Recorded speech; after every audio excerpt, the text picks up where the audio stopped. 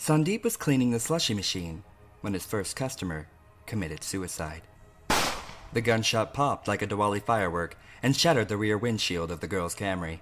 At first, Sandeep thought that she'd had a backfire until he saw the spiderweb of cracks in the glass and the spray of blood. It was 2:34 a.m. The young woman had just bought a pack of cigarettes. "Merits in a box," she'd said, and proceeded to light one up right in front of the register. "Ma'am, you can't do that here," Sandeep said. He knew it was going to be a long night. The girl responded to his scolding by blowing a cloud of blue, mentholated smoke toward the hot dog rollers. She was in her early 20s, brunette with blue eyes, and an aquiline nose through which she deftly French inhaled her smoke. She was wearing a scoop-front leopard print tank top, distressed jeans, and high heels.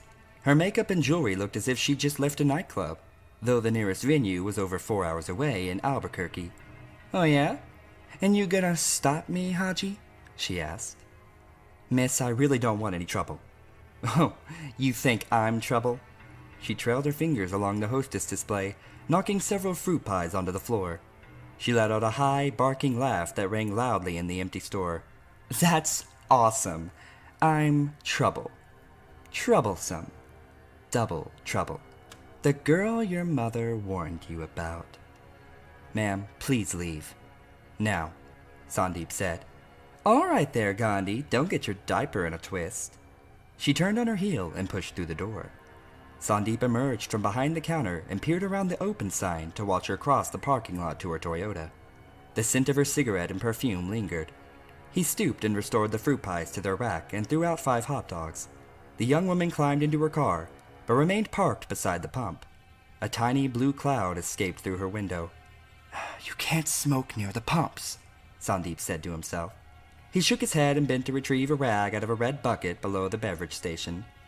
He began wiping the slushy nozzles when the shot fired. 911, what's your emergency? A girl just shot herself in the parking lot." "Okay, just stay on the line with me, sir. Where are you located?" On Route 70, east of Roswell, at the Come and Go." "We're sending someone now. Are you with the girl?" No, I'm calling you." "And where is she now?" "She's still in her car." "And what is her condition?" "Good God, woman, the back of her head is gone! She's dead!" "Please remain calm, sir. We're sending someone out right now. Stay where you are." All right." The line disconnected, and Sandeep thumbed the number for his manager, Dick Blyfnick. The call went immediately to voicemail. "Boss, there's been a shot, man. A woman, she shot herself in the parking lot. I called 911, but you really need to get out here." Just then, the door chimed and swung open. A large, hairy man dressed all in denim stepped inside. Sandeep hung up the phone and stared dumbfounded at the new customer and wondered if he'd seen the dead girl. "Busy night, huh?" the man said. "Yeah," said Sandeep. "Busy night." The man strolled up and down the aisles, idly taking his time with his selections.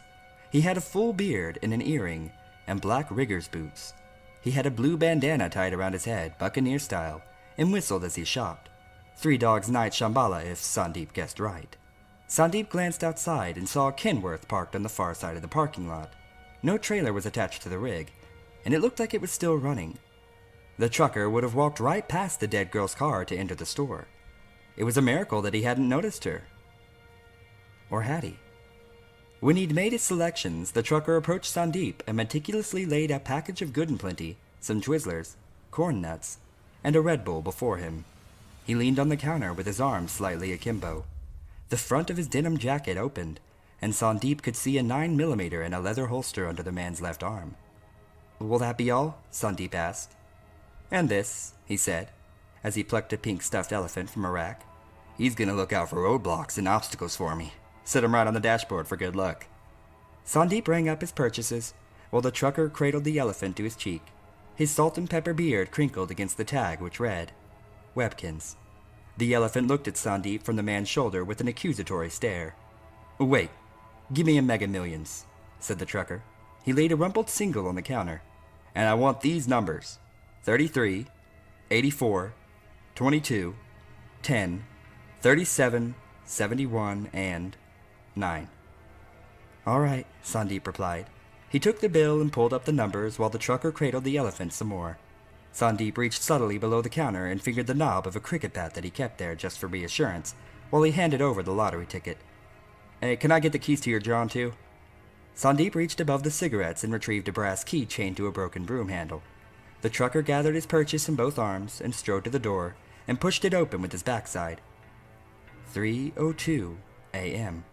Sandeep went out to empty the trash by the pumps. He needed to keep busy, but figured that the can nearest the dead girl's car could wait until they came for her. The wind gusted from the southeast like a dirty hairdryer. The Milky Way stretched from the north horizon over the roof of the store. The neon sign that said Lotto winked seductively on and off. A meteor traced a white line to the west, and then was gone. A Mercedes had pulled up 10 minutes before and still sat outside the car wash. The driver's silhouette moved slightly in the sodium lights. Sandeep was hauling a bag of paper towels and greasy Carl's Jr. wrappers to the dumpster when he noticed the blood trickling out from under the restroom door.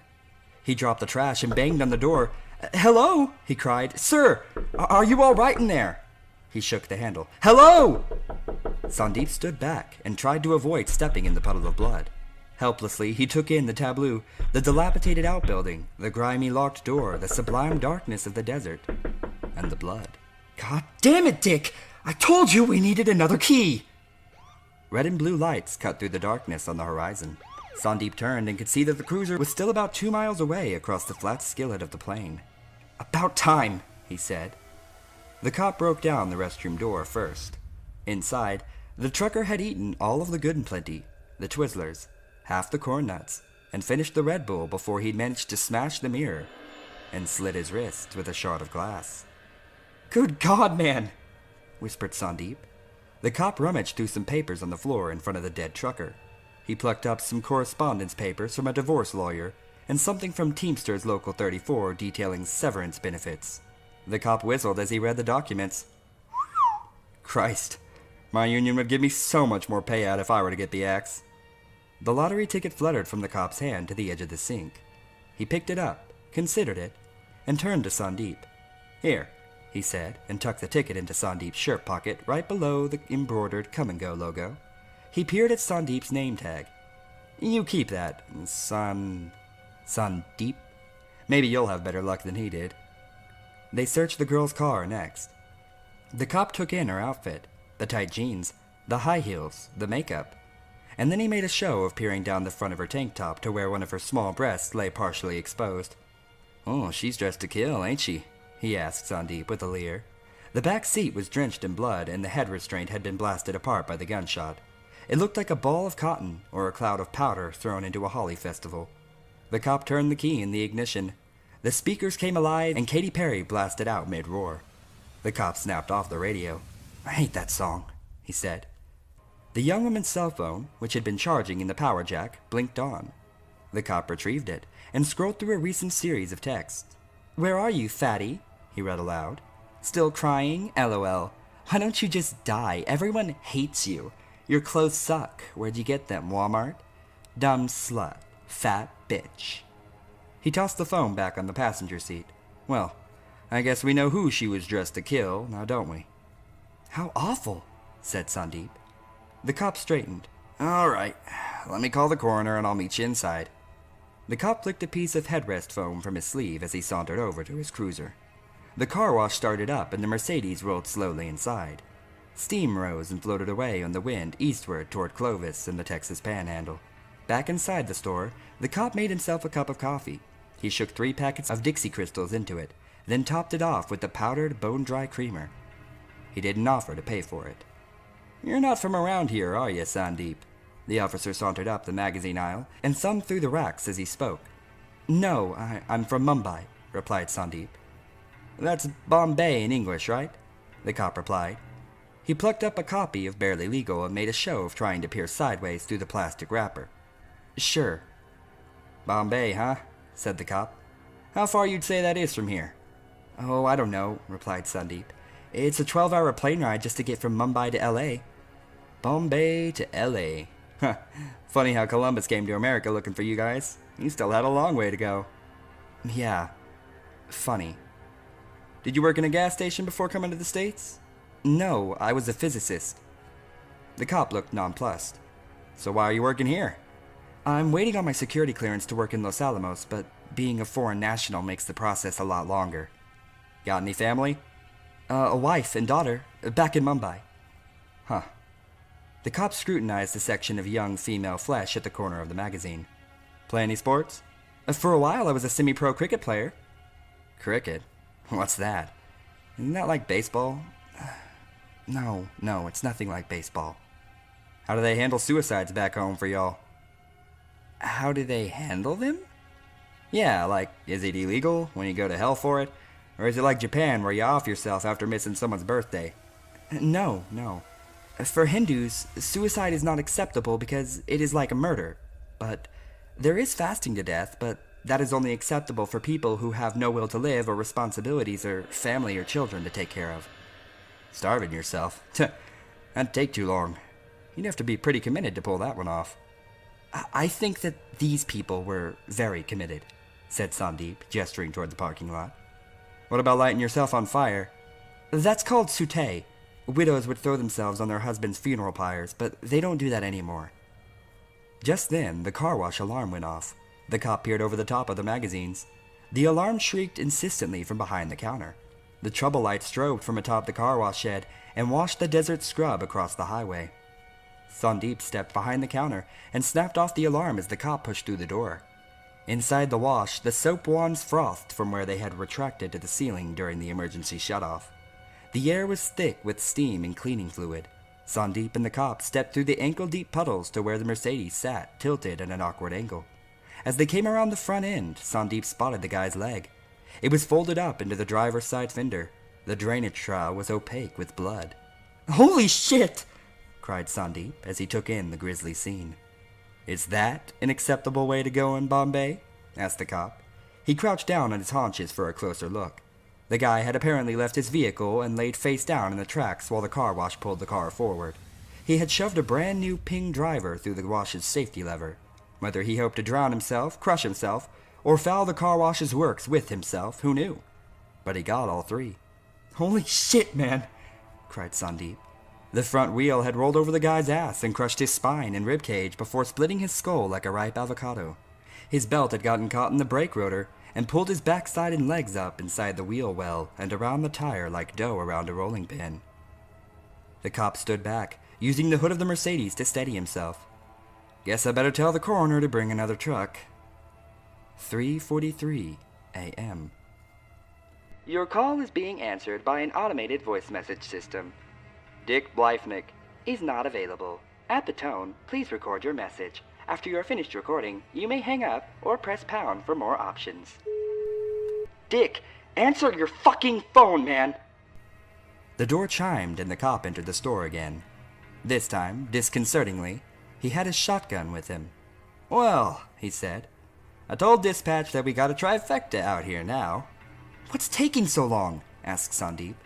He took hold of the cricket bat again, and only then realized his hand was shaking. "I don't know," said the cop, "but I found some repo papers for the Mercedes and a foreclosure notice for a ranch in Santa Fe in the last guy's car." The cop strode to the counter. He noticed a small golden figurine seated on top of the register. He was seated in a full lotus position and had 4 arms and an elephant's head. The cop picked up the figurine, examining it. "Who's the little elephant guy?" he asked. Sandeep replied, "That is Ganesh. He is the remover of obstacles." "Oh, and what obstacles are you hoping he'll remove, Sandeep?" the cop asked as he laid the figurine back on the register. "What do you mean?" replied Sandeep. "I mean, what do you want him to help you with? Getting your clearance? Getting you out of this shithole? Getting your wife and kid?" The cop switched his rifle to his other shoulder. "Sure, I guess," said Sandeep. "You said you had a daughter, right, Sandeep?" he asked. "Yes." "How old?" "She's 4. "Yeah. Mine was about 4. When she got shot." What did you just say?" I said, "She found my gun, and she got shot." "I'm so sorry." "That's my obstacle, Sandeep. My obstacle." He dropped the rifle down into both hands. Can Ganesh remove my obstacle for me? Sandeep grasped hold of the cricket bat. I would love to have your obstacle, Sandeep. The cop looked up and down the length of his weapon, considering it lovingly. And you know what else I love? No, whispered Sandeep. Chamber music. Sandeep's brow furrowed. He stepped slightly back from the counter, making no attempt to hide the bat now. This is my instrument, the cop said, hoisting the rifle.